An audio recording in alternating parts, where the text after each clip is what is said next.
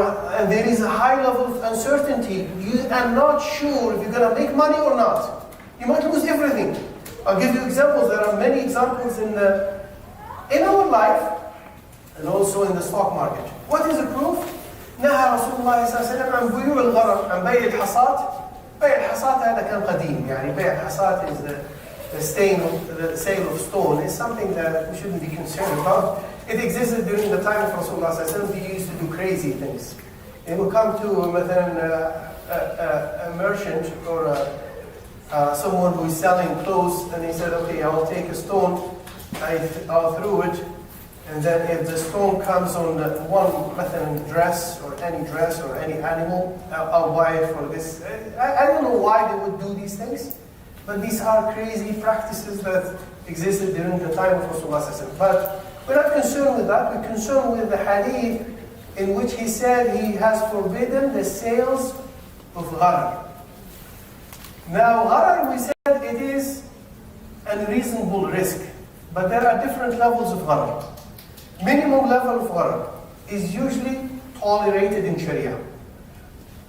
It's accepted. There is medium level of gharar, which I myself don't understand. It's based on the ijtihad. So the ulama will come and look at the transaction and say, okay, I'm not sure if it is excessive, it's haram. If it is a minimum level, then it is accepted. It doesn't affect the transaction. Medium, to be honest with you, I don't have an example, a good example for medium. So we will deal with minimum level of gharar. I'll tell you examples in our daily life, in our life. What we do when we take our kids, we go out and eat, and I'll tell you about minimum examples, give you examples about minimum level of gharar. They shouldn't worry about it. There is some level of uncertainty, but you cannot avoid it, or you shouldn't worry about it. It doesn't affect the transaction. Some of them are important, we need them, we need to know about them, because we deal with these transactions. Excessive gharar, يسمى باللغة العربية الغرر الفاحش.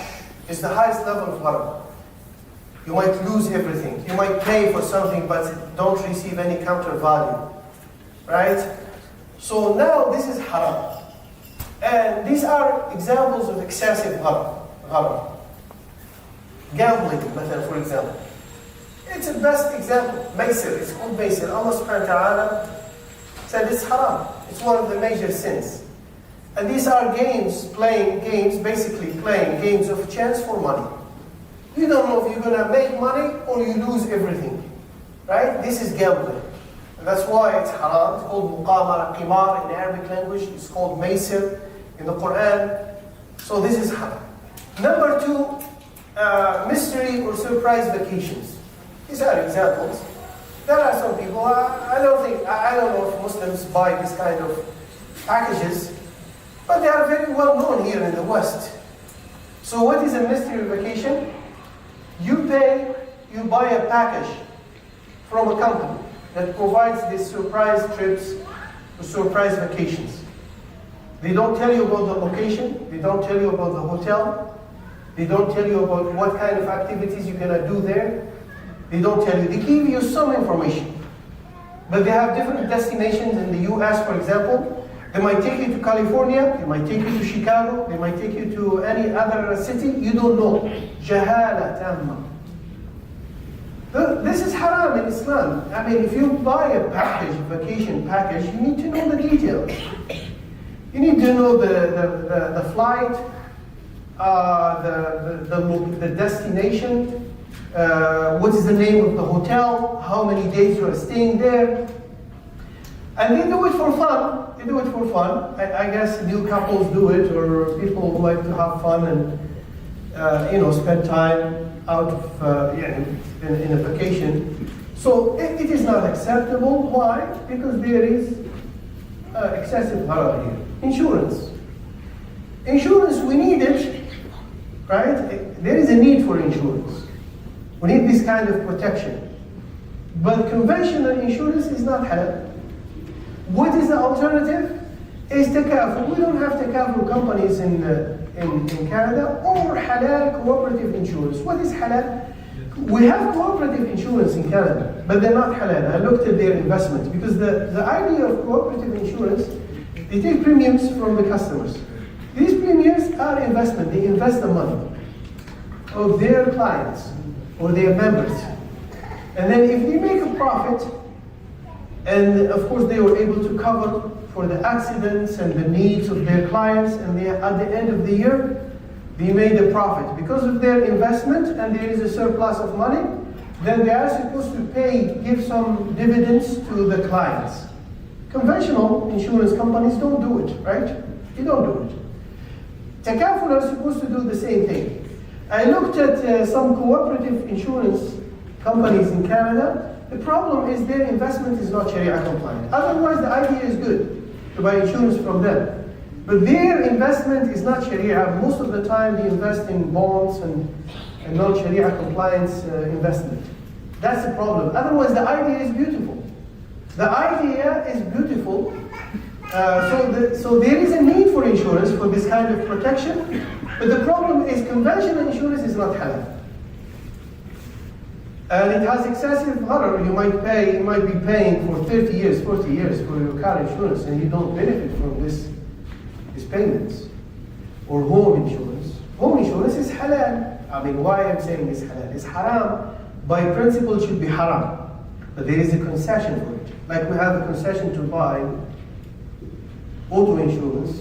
Otherwise, we cannot drive a car. Home insurance, if you own a house in Canada or North America, I'm talking about Canada and North America. I don't know about other countries. Why? Because our houses here are made of what? Wood. And the fires are very, very common. If your house is burned, and it affects the fire, affects your neighbors, you might go to the court.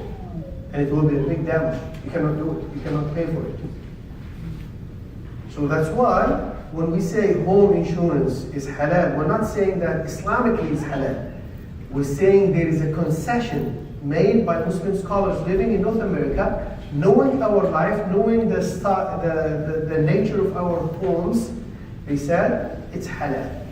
Because if something happens, a Muslim homeowner cannot deal with this damage by himself. So he needs this kind of protection.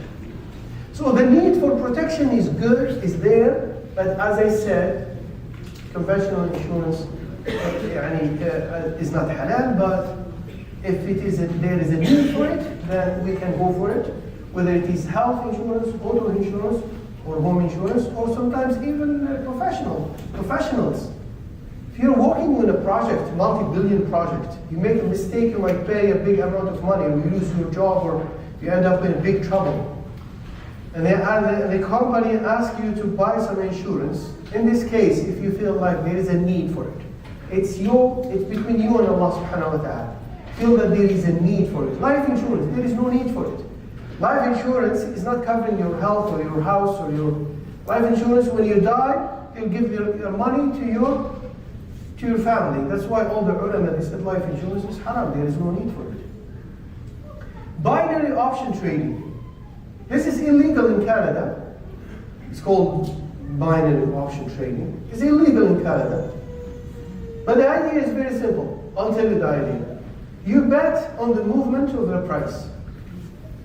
You believe the price of a stock or security will go up. So your betting will be on the movement of the price. Like you pay like $100. If the price of this stock goes up, for example, they pay you 70% of your investment. So you earn $170. Your capital, and this is an example, right? If the price goes down, and it could be within 1 minute, could be within 1 hour, could be within a day. It has an expiry time, but this is how it works. If the price goes down, and your betting was what? Okay, the price going up, so you lose everything.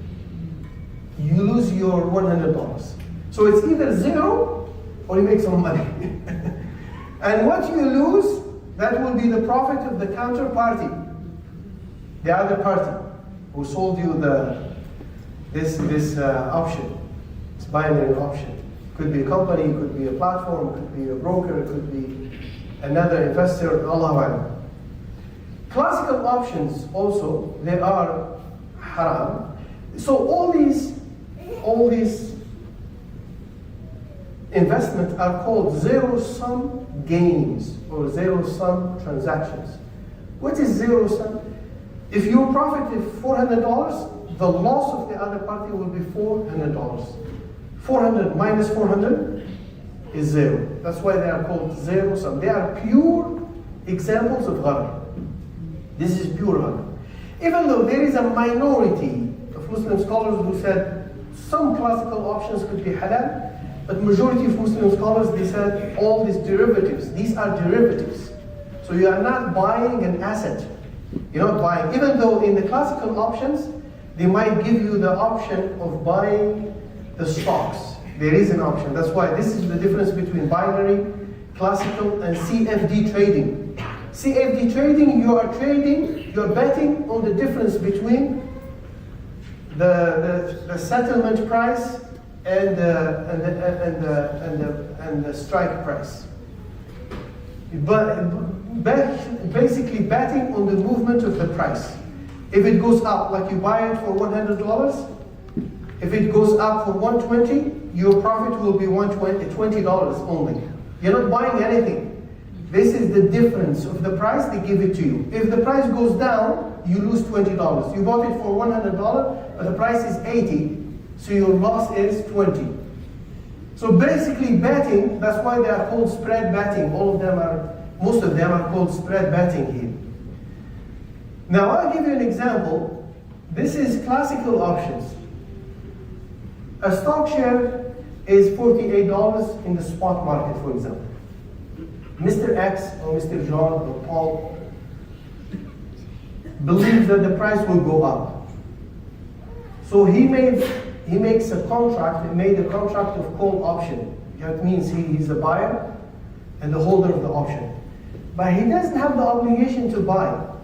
He has the right to buy. This option will give him the right to buy. That means he can cancel. He said, I don't want to buy, he has the right. At the time, at the end of the period, which is 90 days. And there are different options. Some of them allow them to exercise this right before the end of the period. Some of them, he said, no, you have to wait until the end of the period, 90 days. At the end of the period, the price goes up from 48 to 54. He bought these options for $2 each. 100 shares, $2 each. So what was his investment? $200. So he spent $200 buying 100 options, right? Or the option to buy 100 shares. At the end of 90 days, the price goes up 54. Now he's in a good position now. He will buy them at which price? 48. That was the agreement. And he will sell them again in the market, 54. The other party, the seller of the option, has the obligation to sell to him. He has the option not to buy, but because the market is in his favor, he will buy. The other has the obligation, the one who received the premiums, the $200, he received $200, he has the obligation to sell to him. Right? This is how it works. Right? Now he made $6 per share, but he spent $2 for each share. 6 minus 2? 4. 4 multiplied by 100? 400. 400 is his profit on that day. But his profit, 400, is the loss of the other party. That's why we call them zero-sum transactions. It's pure error. It's just betting on what? The movement of the prices. But at least the classical options, he has the right to buy the shares and keep them. But the other options, CFDs and spread betting and all this binary, there is no assets to be bought or to be exchanged. Anyway, so that's why we call them. Now, if the price, call them zero-sum measure. If the price goes down, Mr. X doesn't exercise his right.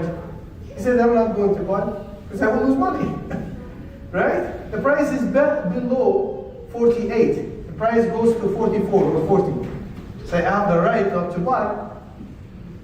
Right? But he will lose what? How much?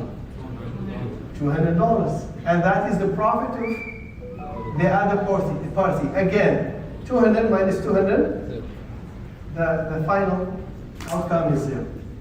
So these are examples of pure gharar in the stock market. They're very popular. But as I said, classical options, I guess they are legal in Canada. The other ones, binary, they are not legal. And many countries consider them pure gambling. I know a brother from Calgary, he lost $200,000 here by just trading binary options. You tell me illegal in Canada, he was doing it with a company in UK, online. And after losing this amount of money, he called and says, is it halal or haram? After losing this, so we have to be careful, ya ikhwan, and this is a big amount of money. CFD, as I said, is a contractual difference, the difference of the price, as I said. Buy it for 100, if it goes 120, your profit is only $20. There is no asset to be exchanged here. They give you the difference, $20. The price goes down, 80, they give you you lose the difference. You lose the difference, which is $20. Right, now we talked about classical options, minimum level of gharar. Now this is interesting, we have to pay attention to it. Open buffet, all you can eat restaurant. It's halal or haram? There is gharar. We don't know how many plates you're gonna eat, huh? You're gonna pay $15, but you might be consuming 10 plates. There is gharar or not? Do you agree with me? Huh? Yeah, you're smiling. You like it? There is gharar, but it is minimum. The owner of the business is happy and you're happy. Both of you are happy. It doesn't lead to any dispute. Unless the quality of the food is not good, that's a different story. Right? So you decide not to go back to that place. But as a basic principle, this is halal. Why halal? Because the range is known. You're not going to, as a human being, you're gonna eat, a limited amount of food. So the owners of this business, they know how much you're gonna eat, right? Yes, there is a difference between one person. I mean, people don't eat the same amount. But still, it's not something, it's still within a range, right? Within a range. Some people will eat like maybe the amount, the value of $20, but they're paying only $15. Some people will eat the amount of 25 or less, maybe 10. There's some children who will maybe pay 15, but they end up paying, eating the amount of $7. So these businesses know that they are making money and they're happy. Kind of surprise. This is how they say it. This is how the Kinder Surprise, yeah? Chocolate eggs with toys. Now there is a chocolate. There is some benefit in it. Yeah, you buy it for your child. He doesn't know the toy. Most of the children maybe want the toys, right? Maybe. Some of them want chocolate. But it's not something that is, you won't be upset if you find that your child finds a toy that he doesn't like or she doesn't like. It's not a big deal. So this is a minimum. There is a minimum level of harm. Now, used cars or equipment, this is more serious. More serious, right? But when you buy a new car, it's a new car, right? So everything is guaranteed. It's a new car. When you buy a used car, أنت وحظك باللغة العربية. It depends on your luck, right? So you pay $10,000, 10,000 Canadian dollars, but you don't know what is inside the engine. Are you supposed to open the engine and look at and examine each piece? It's not possible. So Sharia overlooks this kind of gharar, it is accepted. As long as you know the car, you know the mileage, take it to the mechanic. The mechanic will drive it or listen to it. He will look at it and say everything is fine, it seems fine. It's not guaranteed. You might drive it for 1 year, 6 months, 2 months, and then you end up having a big problem with this car.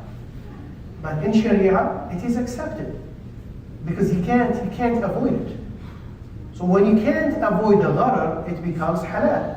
You buy a house, are you supposed to dig the foundation and check the foundation? You can't. You don't do it. But there is some gharar, there is some uncertainty about the foundation. There could be some, anything could be there, right? Yeah, water or, yeah. But it doesn't mean, be careful. It doesn't mean that if you are selling a car and you know the engine has a major problem, it doesn't mean that you hide it. You don't tell the customer. There's a big difference between the two things. We're saying this sale is Sharia compliant. But if you know that there is a problem with your house and it is hidden and the customer is not able to see it, but you know this is a major problem, it will cost him money to fix it. It doesn't mean it's halal for you to keep quiet about it. It's illegal. It's illegal. In Sharia is haram. You know there is a major problem, right? And you keep quiet about it, this is not halal. The sale of root vegetables before harvesting, before you collect them, carrots or potatoes or onions, is it permissible to sell them after they mature? Yes. But how are we going to buy them without looking at every piece? They're not supposed to do that. But experts, they know how to come up with an assessment about the field. They go at the different corners. They go to this corner and they pick one. They're allowed to do that. This is how experts, people who buy this kind of vegetable roots, before collecting them, look at that corner, they pick one and they look at it. It's a sample. You go to the middle of the field, take another one piece, they look at it, the other corner, and then they say, okay, it seems fine. So these vegetables are mature and they're fine. They're not affected by anything. So they make a deal, and it is halal, and it is accepted in Sharia. But there is some uncertainty because the person was not able to look at every piece, right? But this level of gharar is not excessive because he was able to have a good idea about these products, right? Spin the wheel, random picker. So you take your kids to Kids Go or Treehouse, indoor playground, all indoor playgrounds. They come to some machines and they put $1 and they try to pick a toy. Sometimes they're not able, but what is the main reason for you to take your kids there? What is the main reason? Fun. Fun. Not to get a toy. So that is the main subject of sale between you and the business, the indoor playground. So you buy some tickets, and then they play with this machine, they have fun, and you're happy, your children, it's Eid time, your children are having fun. But they buy playing some wheel, they spin some wheels, they collect some tickets, and then they go to the desk, and they redeem these tickets, and they get some toys with it. So that's okay, that's fine. This is a minimum level of gharar. And that's fine, you don't have to worry about it. Extended warranty, many people ask about it. When embedded within the original contract, what does it mean? And when you buy the furniture, they tell you, do you want to buy extended warranty? So the fatwa of majority of Muslim scholars that if it is embedded within the contract is halal. But if it is by itself, after 1 year you decide to buy extended warranty, then this is haram. Why? Because extended warranty in the second contract is the main subject of sale. And it is pure gharar. You don't know if you're going to benefit from it or not. But when it is attached to another, something else, the main subject of the contract of sale is halal. It's furniture or a car or equipment. Then this is something attached to it. They have a qaida fiqhiyya, fiqhi maxim, I'll tell you about a beautiful book about fiqh maxims and their applications in Islamic finance. I have the title with me here today.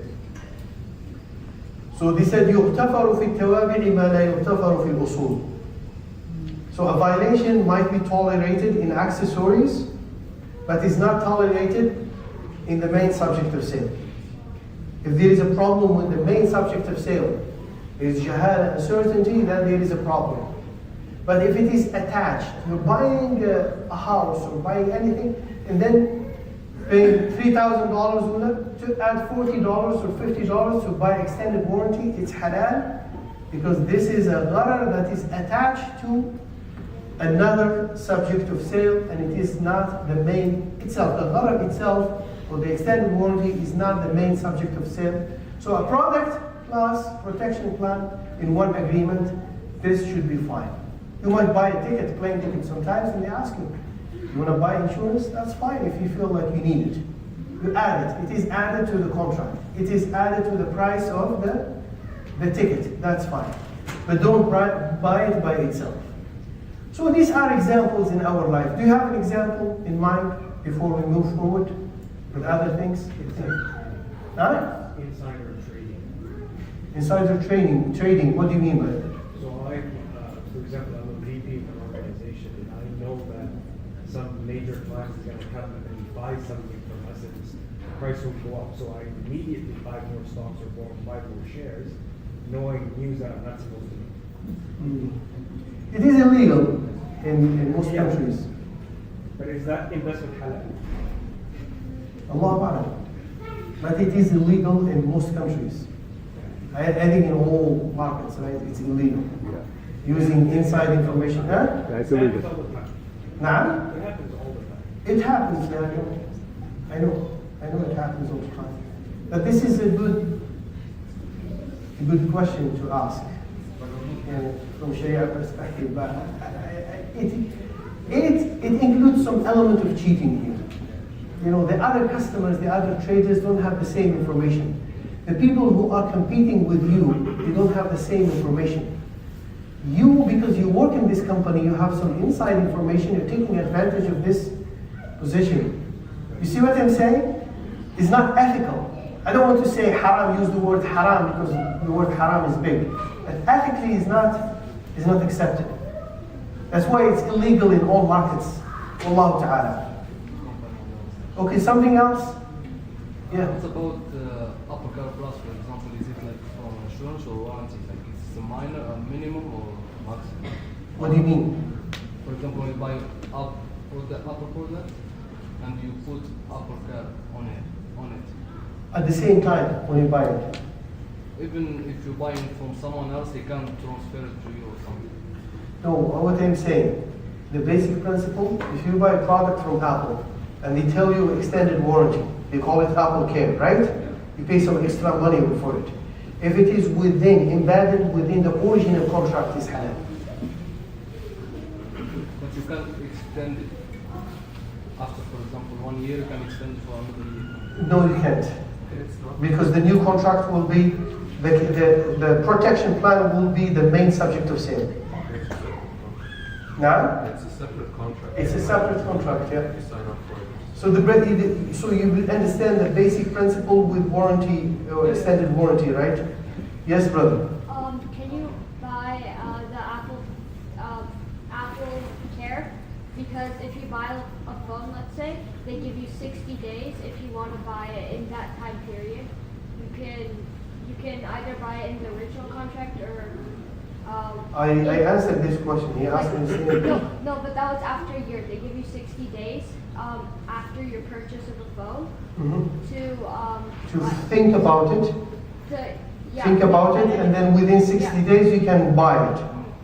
You can't do that. It has to be on the spot, embedded in the original contract. Yes, brother. What about Costco membership? And the fatwa from a good source of ilm, of knowledge in North America, that Costco memberships both are halal. Okay. What about AMA membership, like for vehicles, like for emergency use?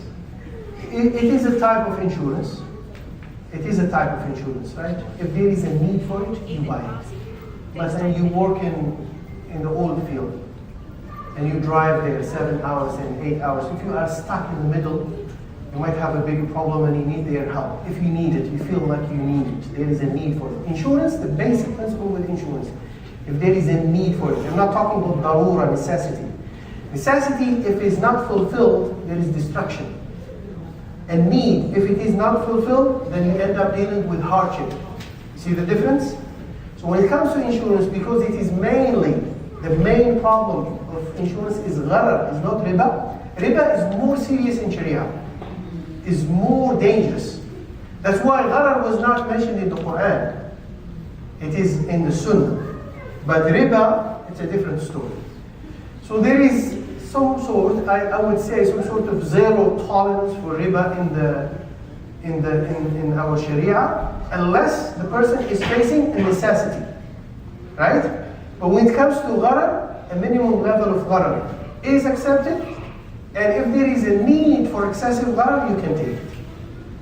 So any type of insurance you feel that you need it because of the nature of your work, or you own a house, or because of your health and the health of your family members, you need to buy this kind of insurance. The fatwa in general is halal when there is a need for it, haja. Right? Can we move forward now? Because what is the time now? So we have only half an hour. We need to talk a little bit about stock market, stock trading. Okay, sisters, I need to be fair. Do you have a question? Okay, nothing. Do you have a what? Okay, I'll take one question from the brothers. I'm sorry. You mentioned life insurance. My employer kind of forces me to pay the minimum. Yeah, I know. So what do you do with the money? It is part of the package. Yeah. It's not by itself. Right. So if you receive So the money, fatwa is when you are forced to buy it, you buy it, the whole package. You hold the whole package, benefits, right? The whole benefits, right? You don't lose your job for this problem. if you receive the money after death, do you donate it or what do you do? Yeah, this is the wasiyah of many ulama. If your family receive this money, their wasiyah is that they take the capital. If you contributed into it, they take the capital, is halal for them because it's your money. How much you paid, the premiums, right? And then they donate the rest. But if they are fuqara, they can benefit from it because it was not their problem. They didn't sign the contract. If they are fuqara, it's kind of iffy here, right? At the end, there are things when you have to make a decision. وَإِنْ أَفْتَكَ الْمُفْتُونَ. If they are fuqara, they are in need, they don't have financial support, the father died, passed away, and they receive this money from the company, and they don't have another income, and they are fuqara. They didn't sign the contract, they are not responsible for it. But if they have enough, they are wealthy, then it is better for the sake of their father, to donate the extra money. See the difference? Jazakallah khair. Barakallahu feekum. May Allah subhanahu wa ta'ala bless you. Stock trading and halal investment. So here, the term that we're going to use is Sharia screening methodology, Sharia indexes, halal mutual funds, halal ETFs, mixed companies, mixed stocks and securities. Why do we talk about mixed companies? This is the reason. Because companies are divided into three types. There are three types of companies. One of them is non-Sharia compliant. The stop in non. Core business activity is not Sharia compliant. Alcohol, entertainment, weapons, conventional financial institutions, banking, insurance, pork-related products. So these are the core activity. The main activity of the company is not halal. It's not healthcare, it's not computer, it's not IT, it's not oil and gas, it's not something that is halal by itself, by its nature, right? So here, these Sharia, these companies are not halal for a Muslim to buy their shares in the stock market. Fully Sharia compliant stocks, both business activities and financing are permitted in Sharia. They don't exist in the West. But you might find some of them in Qatar, Malaysia, Saudi Arabia, some Muslim companies where these businesses, they felt the pressure from Muslim traders, and so in the last 20 years, 30 years, many Muslims in the Middle East and Pakistan and India, they were interested in Islamic finance and looking for halal investment. So there was some pressure on these companies, and they made their financing through equity financing or other methods halal. So they don't deal with interest, they don't. But these companies did not exist, to the best of my knowledge. To the best of my knowledge, they don't exist in the West. I'm talking about publicly traded companies in the stock market. I'm not talking about private investments. Privately, if you have a private company, you might manage your business in a halal way, right? You have your own, it's not publicly listed, you have your own partners, and you can manage in a halal way. It's up to you. You are the owner of the business. Companies with mixed activities. So they are the subject of our presentation. So the core business activities are permitted. They are halal. Whether it's oil and gas, as I said, IT, any company that is halal, that is dealing with halal products. But there are some other activities. They borrow with interest. They receive interest income. There are some other activities that are not accepted. So they call them mixed companies or mixed stocks and securities. Now, is it permissible to trade these shares selected through specific methodology? There is a specific methodology that was created by a group of scholars. And these Muslim scholars, they are mostly members of Sharia boards. He came up, with this methodology. They said if Muslims trade these companies that are selected based on this Sharia screening methodology, then it should be halal for them. Insha'Allah. This is their ijtihad. Among them, Rajhi Bank Sharia Board. Rajhi Bank is an Islamic bank. It's a famous, one of the pioneers in the industry, and it was established in Saudi Arabia. Sharia Committee of the Jordan Islamic Bank. Sharia Advisory Board of the Barakah Bank. The decision of the 6th Symposium of Barakah Banking Group, Bahrain. Among the scholars, Muhammad ibn Uthaymeen. Muhammad ibn Uthaymeen, I have to make a disclaimer here. He made this decision in fatwa. I was told that he changed it. He made the fatwa based on, if you want to understand how stock market works, most of the companies that are in the stock market are very beneficial to the society. They provide, as I said, service to the society. They provide products, oil and gas, IT, healthcare, technology. So are very beneficial. And they need money, they need financing, these companies. So either they go for equity financing. What is equity financing? They sell shares in the stock market. And people who want to invest in these companies, they buy their shares. So by selling these shares, they get the financing that they need. The other type of financing is debt financing. You go to the banks and get loans, credit lines. They buy bonds, or they sell bonds. They sell bonds.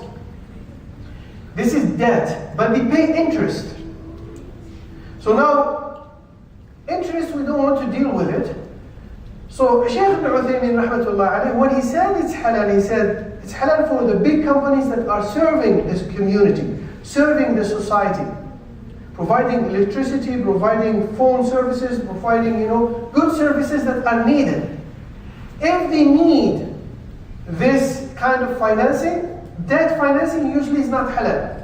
So the only option that is left is equity financing, selling shares in the stock market, and they get money by selling these shares. Now, if we have some haram activities, they should be, we should close our eyes because of the haja. There is a need for these companies. That was his analysis. And this is the analysis of all scholars who said it is, by default, it is halal to trade in the stock market. The only problem is you have to know what kind of activities you are doing. What are you trading? Because there are some Muslims who believe Like the stock market is like a casino. That's not right. It's not like a casino. This is a wrong understanding. They are very important for the economy. The problem is not in the stock market. The problem is the way, the nature of your activities. What kind of, are you gambling? Or you're buying shares and trading them and you're helping the economy? Right? So that was his fatwa. But as I said, I need to make a disclaimer here. Some people told me that he changed it or he changed his opinion. Allah. Abdullah bin Mani, another major scholar, Dr. Nazih Hamad, is a famous scholar. He lives in Canada, he's Canadian, but he used to be a professor at the University of Al-Qura in Mecca. He was a member of one of the major fiqh councils. He's a senior scholar who lives in BC. Dr. Mustafa Zarqa, another scholar from Jordan. Mufti Taqi Usmani, a very famous scholar from Pakistan. Pakistan, right? Yes. Not his nephew. Mufti Muhammad Taqi Usmani. He's an authority. And he has a book, actually, one of the sources today. It's a good book about Islamic finance if you want to get a good idea about Islam. I got the title, and it is available as a PDF. You can download it and read it. Dr. Ali Muhyiddin al-Qaradaghi, he's still alive. This guy is this sheikh, lives in Qatar. He's originally from Iraq. He's an authority. He's a great scholar in the fiqh of business transactions, among others. But in North America, we have Sheikh Salah Sawi. He's a great scholar. In North America, he lives in Texas. Great scholar who said, yeah, it is permissible to trade these mixed stocks based on these Sharia screening methodology. How does it work? Okay, their proofs, let's talk about their proofs. He said, all their proofs are legal fiqh maxims. And as I said, I have a good book here to tell you about I have the title of this book about fiqh maxims, if you want to understand these fiqh maxims. No, the ulama made these fiqh maxims based on different proofs. They looked at different incidents during the time of Rasulullah ﷺ, or an ayah from the Quran, a hadith here, a story here, and they come up with a rule. They kind of deduct a rule, قاعدة فقهية from different incidents and different ahadith. مثلا يجوز تبعا ما لا يجوز استقلالا. We used it. I mentioned this قاعدة when I was talking about extended warranty. That a thing which is not permissible by itself may be permissible as an attachment, as an accessory, right? If it is not the main subject of sale.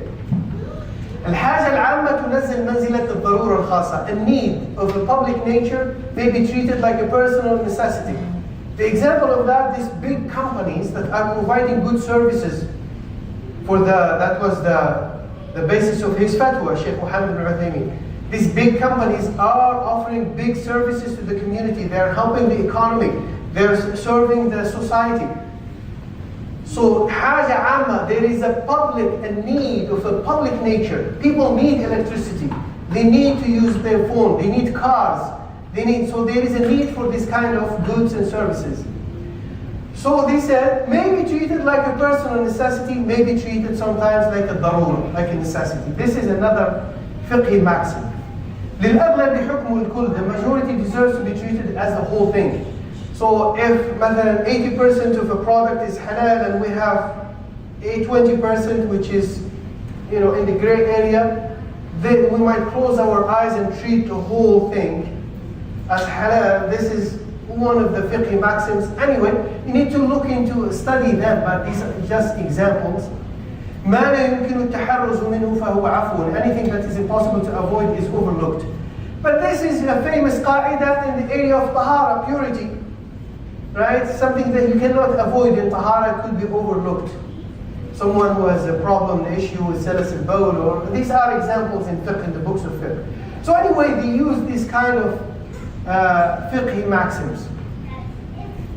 The second opinion, they said, is not permissible to trade the shares of these companies. And they are the Permanent Committee of Research and Fatwa in Saudi Arabia, Sharia Committee of Kuwait Finance House, Sharia Board of Dubai, Islamic Bank, scholars like Dr. Salus Mat, Allah yarhamu. He's an Egyptian scholar who lived in Qatar. He was a professor of Islamic finance. He had some books, Sheikh Ali Salus, Sheikh bin Baz, among others. Islamic Fiqh Academy of Jeddah, OIC. OIC, Organization of Islamic Countries. So it's another Fiqh Islamic Academy. Their proofs is the Quran. That Allah subhanahu wa ta'ala made riba haram. You go to 275, 278, the ayat from the page that we mentioned, 275 to 281, right? Rasulullah ﷺ cursed the one who paid riba, the one who consumed it, the one who writes the contract and the witnesses. So, ayat al-ta'awun, what is the ayat al-ta'awun, the ayat of cooperation? Is in Surah Al-Ma'idah, in ayat 2. وَلَا تَعَاوَنُوا عَلَى الْإِثْمِ وَالْعُدْوَانِ. Do not cooperate in committing a sin and transgression, right? So these are general proofs. Now, what is the Sharia screening? Sharia screening, they look at they have two criteria. They have qualitative criteria and they have quantitative criteria. Qualitative, they look at the activities. What are the activities of the company? That means they look if the company is qualified for the second step of screening. What is the second step of screening? Is financial screening. They look at the debt, they look at how much debt it has, how much interest, financial screening. But before looking at the financial screening, they look at the core activities. Does the company qualify for the second step of screening or not? So look, does it trade alcohol, pork-related products, conventional financial services, all these haram activities? If the company is involved in these activities, they say it's out. It cannot be included in the index. Right? I'm talking about Sharia indexes or mutual funds. All of them are following the same philosophy, following the same Sharia. Sharia screening methodology could be different from one index to, we have the Dow Jones Islamic or Sharia index, we have FTSE, we have the S&P, we have a Sharia index, S&P Sharia index in Canada. So we have these Islamic indexes, we have mutual, Sharia compliant mutual funds, Halal ETFs, all of them following the same methodology, the same philosophy. Now, when it comes to quantitative criteria, this is an example, the Dow Jones Islamic Index. When it comes to the debt, they said the debt has to be less than the average. They look at the trailing 24 months average market capitalization. What is the market cap? The market cap is the value of the company by looking at the price of the outstanding shares in the market plus the restricted. What are the restricted shares? Owned by officers and people working in the company. So we have restricted shares and we have outstanding publicly traded shares in the market. They look at the value, like if the share is $40, you multiply $40 by the number of shares and you get the value of the market cap. Of the market cap of the company, right? So they look at, this is a term, these terms are used by accountants, but from where they got 33%? They got it from a hadith. 33% is a third. Just to let you know, the basis of their ijtihad is the third. We have the story of Sa'ad ibn Abi Waqqas. He came to Rasulullah ﷺ, he said, Ya Rasulullah, I have one daughter, to inherit me, I'm sick, I'm worried, I want to make a wasiyah. Do you allow me to donate half of my wealth? He said, no. Do you allow me to donate 2/3 of my wealth? He said, no. And then he asked him about the third, he allowed him. He said, I will allow you to donate, to make a wasiyah for the third, even though the third is a big amount. الثلث والثلث كثير. So they use something called divergent deduction, مفهوم المخالفة. They use it. So if Rasulullah ﷺ said the third is a big amount, then anything that is less than a third is a small amount. This is their deduction. It's called مفهوم المخالفة. It's in usul fiqh. It's something technical, right? But this is their ijtihad. He said he allowed him to make a wasiyah for the third, and he said even though Even though the third is a big amount, I will allow you to make a wasiyah for the third.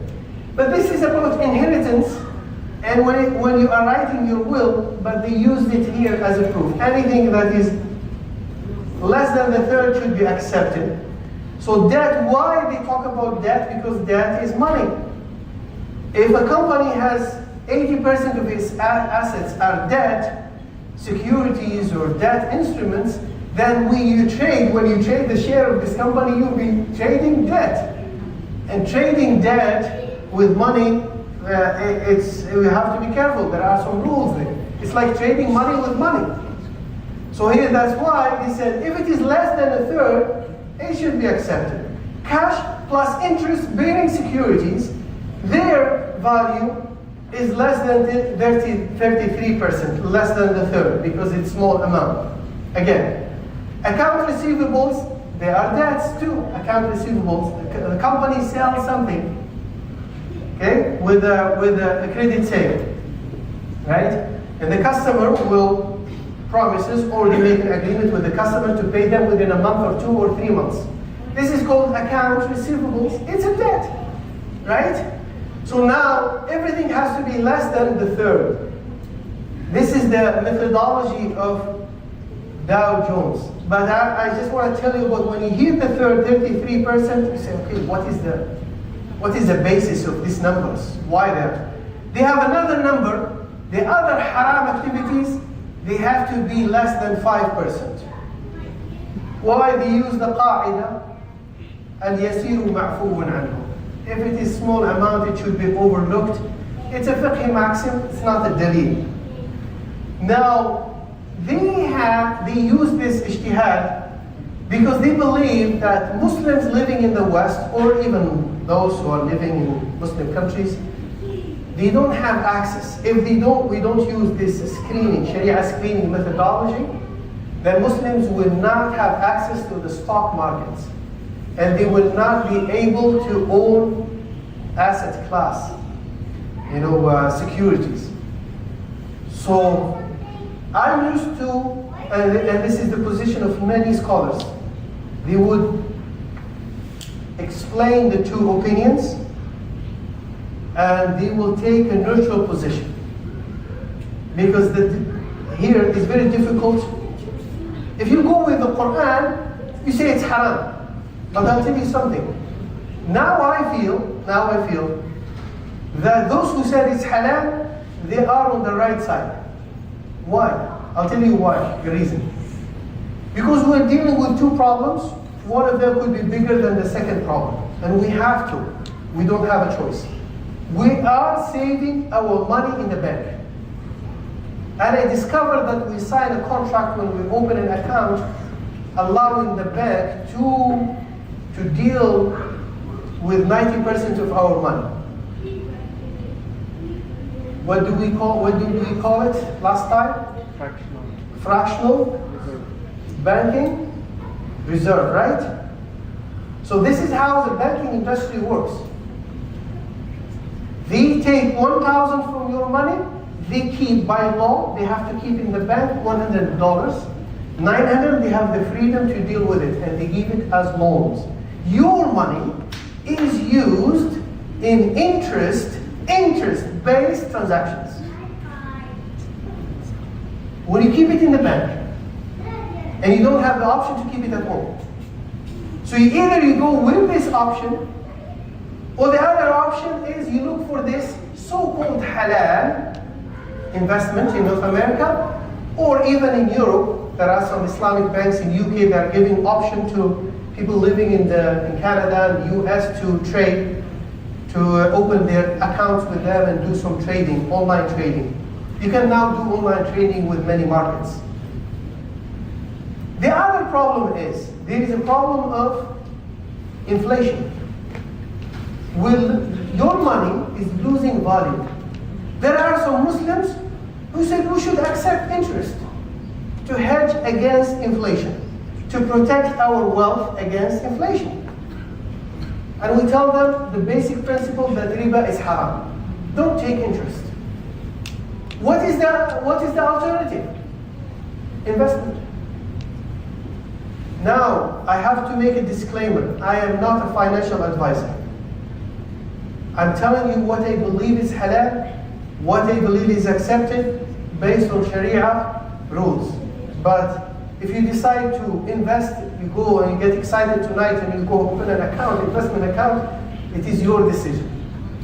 Because there are people who, when I talk to them, they tell me, they call me or send me an email, tell me about some halal options available in the market. I tell them about some halal options.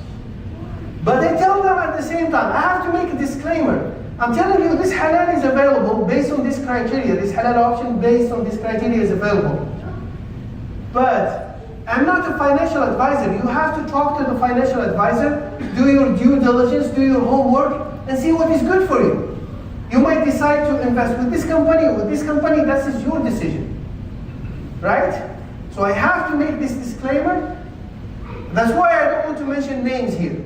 But if you need names, I can help you later on. Right? If you're looking for options. But I'm talking about the philosophy. What is available for us. If you want to learn more about these options, you can, as I said, you can check the book here, second book, Halal Investing for Beginners by Ibrahim Khan and Hacene Chebbani. These two guys are doing a good job. It doesn't mean, again, another disclaimer, it doesn't mean that everything they say is right. It doesn't mean that everything they included in this book is right. Right? But I believe it's a good book based on the value of the quality of their YouTube videos. I listen to them. And they understand. They understand how the market works, and they have some Sharia training too. So they are lawyers, and they have Sharia training. So they understand what's going on in the market. That's why I am advising to, if you want to buy it from Amazon, or listen to their videos. They are the owners of Islamic Finance Guru. Okay, Musaffa Academy, it's a new academy based in New York, in the United States of America. Again, they have two advisors, Mufti Adam, Faraz Adam, and another professor from Malaysia. The quality of their articles is good. Again, another disclaimer, not everything they say. I'm not saying everything they say is good, is right. You still have to do your homework, you study if you want to get involved. But they are a good source of knowledge. And they tell you, based on this criteria, halal companies and non-Sharia, Sharia compliant and non-Sharia compliance. For example, I'll tell you about the stocks. Again, the example that I mentioned in the first halaqah, the stocks of Visa, MasterCard, and American Express. These platforms, they concluded that these stocks must be halal. So there was a Muslim brother who was told this, so he had some doubt. He came to me, I told him, based on my knowledge, as far as I know, these stocks cannot be halal. Now, I am mentioning this why? Because the fatwa, the general fatwa of our ulama, they said if you live in a Muslim country, and this Muslim country has an Islamic bank, and this Islamic bank has a Sharia board, that as a basic principle, you can deal with this Islamic bank. You can deposit your money, invest with them. If you find something doubtful, you have some doubt about it, at that time, you ask, you consult your imam or someone you trust. So when I'm talking about Musaffa, Islamic Finance Guru, and there are some other resources, I'll tell you about them later on. If you can look at their knowledge and the articles and the videos and the platforms. If you have some doubt about something, you can consult the scholars that you trust their knowledge, right? But as a basic principle, you can benefit from these resources if you want to get involved in this market. Now, the books I told you, Introduction to Islamic Finance by Muhammad Taqi, Mufti Muhammad Taqi Usmani, is available online. There is a PDF. If you read it, it's okay, it's halal. If it's not available for you, if you want to buy it, you can buy it. If you want to be in the safe side, you buy the book. But if you are concerned about copyrights, copyrights are haram to violate when you do business. This is something that is agreed upon. You print the book or you sell it online and make money out of it without taking permission from the original publisher. Right? This is haram. Making money, because copyrights are respected in Islam. It's a form of wealth that is respected. It's not tangible. It's not tangible. You cannot touch it with your hands. But these are intangible or assets that are not tangible, but they are assets. They are a type of wealth. They have a monetary value. But if you want to use it for personal use, that's okay, that's fine. Allah Ta'ala. You want to be in the safe side, you can buy it. I'm sure you can find it on Amazon or any other online stores. Halal investing for beginners is available on Amazon. Islamic legal maxims and their application in Islamic finance. This is a good book about Islamic legal maxims. Very good book. I have it at home. Published by Isra from Malaysia. And I'm sure if you want to buy it, you'll find it online. Musaffa Academy is a website. An Islamic finance school is a website, as I said, but they're very active online and they have videos and YouTube videos. And you can listen to these YouTube videos and learn from them, inshallah. So I am more inclined towards those who said it's halal to follow this philosophy, this Sharia methodology, to trade, to deal with halal mutual funds and halal ETFs, and follow this methodology. As I said, because of we are saving our money in the banks, the alternative is not good. The alternative is not better, and we are losing money because these governments are printing money. When they keep printing money, the value of the money goes down and we lose. We're losing wealth. So to hedge against inflation, investment is like Umar ibn Khattab radiallahu anhu when he was talking about the wealth of the orphans. قال تجروا في أموال اليتامى لا تأكلها صدقة. تجروا في أموال. He said invest with the money of the orphans, otherwise it will be gone through what? Through zakat. His money will be gone. Why? Because they have. If an orphan is wealthy, his guardian has to pay zakat on his behalf. This is the opinion of the majority of Muslim scholars.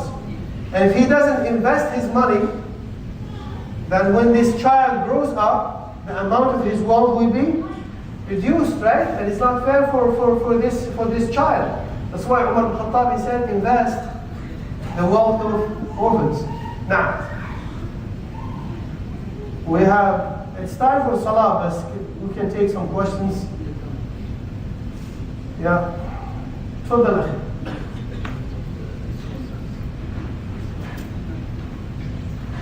Which name? Oh, it's not showing? Okay, I don't know. There is something wrong with the presentation here, Brother Hamza. It's not showing the last slide.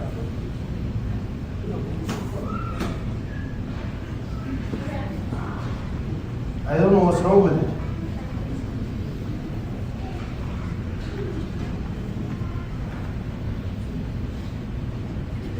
Anyway, if you want to write them down, Islamic Introduction to Islamic Finance by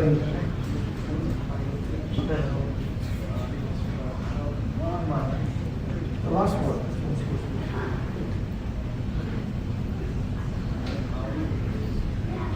It's not showing. Okay, so maybe the okay, I'll share them next halaqah, inshallah. Next halaqah, I'll share the same slide. There. Okay, now we take some questions. We're going to delay the iqamah. Are you fine with that? Okay. Yes, here we go for the question. Yes, brother. So you've mentioned one of the screening criteria is that the debt should not exceed 33% of the market cap. I've also heard This is the criteria of Dow Jones Islamic Sharia Index. Because But the other companies or other indexes, they have a different methodology. But the point is the same philosophy. Because actually that could range, because if you use, for example, ratio to the assets or some But we do equity- training of 24 months. So the average of 24 months. You see, this is a term that we use in accounting. What I was thinking. Because it varies, every day varies, the market cap. But then So they take the average. a different criteria, like it could be 33 of a market cap or 33 of assets. Yeah, It that could be very asset different. is a different methodology Yeah. with a different index. Yes, yeah. I don't remember which index uses the other one. I think S&P might be using. MSCI. I guess MSCI. So anyway, but it's the same philosophy. This is what I want you to understand. Just a quick question. So some banks do have, if you put some amount, let's say 5,000 or 6,000, and forget about it kind of thing, they waive the monthly fee. Is that halal thing or? With the bank, Yeah. the way when you open a saving account, No, it's not a saving account. Your checking account. Okay. If you keep, let's say $5,000, it should be fine. should be fine. Should be fine. So they just waive the. Yeah. Is it okay to purchase in auctions? Options? Auctions. Is it What do you mean permissible? options? Auction, mazad. المزاد يعني you buy a car from the auction ولا it's halal, yeah. Even it doesn't count as purchasing over another man's purchase. No, I mean there are some issues. There are sales in Sharia that have issues, but they were made halal for the public need. So auction, right? In his presence, he did the auction, alayhi salatu wasalam, and it's halal. If he did it, it's halal, right? But there could be a problem with it, but it's not a problem that is taken into consideration in Sharia, and it's halal. So, like, if your company, they pension or RSP, and they have an option for investment fixed, let's say fixed indexes, and those are not always halal indexes, actually. So the company will give you, will ask you to open an RSP account, Yeah, and they make a contribution. Yeah. They allow you to, or they invest your money. No, so it's like 50-50%, right? So Yeah, you make contribution, they make a contribution, but they give you a portfolio to a different company. Yes, no, they will give only few portfolio and not all of them halal, or maybe none of them halal. Yeah, I'm familiar with that, and they're mixed, halal and haram and everything. They don't follow the Sharia criteria. So either you ask them if they allow you, most of the time they don't allow you, to have your own account with another Muslim or halal or Sharia compliant investment company. If they don't allow you, then there are different fatwas that depend on your situation. If it is a ulama, they said it's okay, you can take it, and you take the capital at the end, you donate the profit. If it is a must. If it is not a must, if it is not an obligation, you don't have to go for it. It's up to you. The choice is yours, but if you go for it, you have to follow the same methodology. You benefit from the contribution of the company. Your contribution obviously is halal, so the capital is halal. At the end, if you cash this account, you give the profit as a donation. But the best option is to look for this halal investments in the stock market. Wallahu ta'ala alam. If you open your own account by yourself. I have to stop here. People are standing up, which means that they want me to make the iqamah. This is what you want, yes? Huh? So we'll continue inshallah next week. As I said, next week inshallah we'll talk about cryptocurrencies. There is an announcement here about, you want to make the announcement? Make it. Assalamu alaikum wa rahmatullahi wa barakatuh. Al-Maghrib Institute is holding a course at University of Calgary on October 28th called Parish Nations with Sheikh Majid Mahmoud. It's going to be the story of the people of Hud, Saleh, and Shoaib. And these people were destroyed. They were given a great punishment for what they did. So we're going to go over those stories from 10 a.m. to 7 p.m. It's going to be a long seminar, inshallah, with a full PDF and everything. If you're interested,